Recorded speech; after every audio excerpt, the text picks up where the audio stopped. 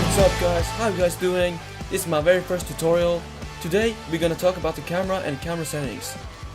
But first, this video is inspired by all these YouTubers today making 10 minutes tutorials, using 90% of them talking about how great their life is and how they travel the world like 700 times. So in this video I'm going to try to be as efficient as possible. Which camera should you choose?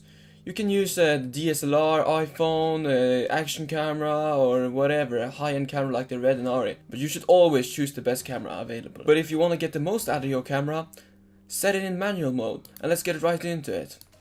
The ISO is simply a camera setting that will brighten or darken the image. If you have a lot of ISO, you will also have a lot of grain, so try to keep it as low as possible.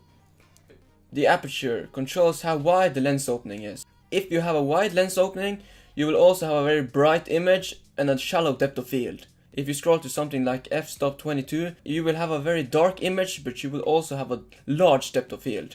Frames per second, aka FPS, is how many pictures you take per second. The standard is 24 FPS, but if you want to film in slow motion, you should film something like 60 FPS or higher. I can recommend much higher. Shutter speed is controlling the motion blur. If you have a slow shutter speed, you will have a lot of motion blur. But if you have a fast shutter speed, you will almost have no motion blur.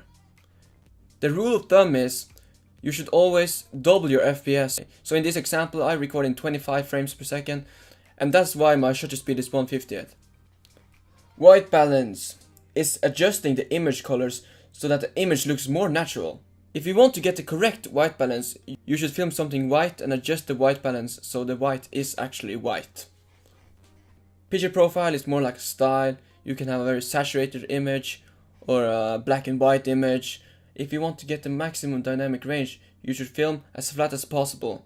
Because when you're filming flat, the camera will decompress the image so you get more detail in the highlights and the shadows.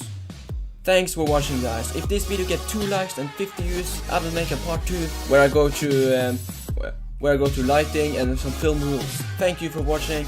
It really means a lot. See you guys.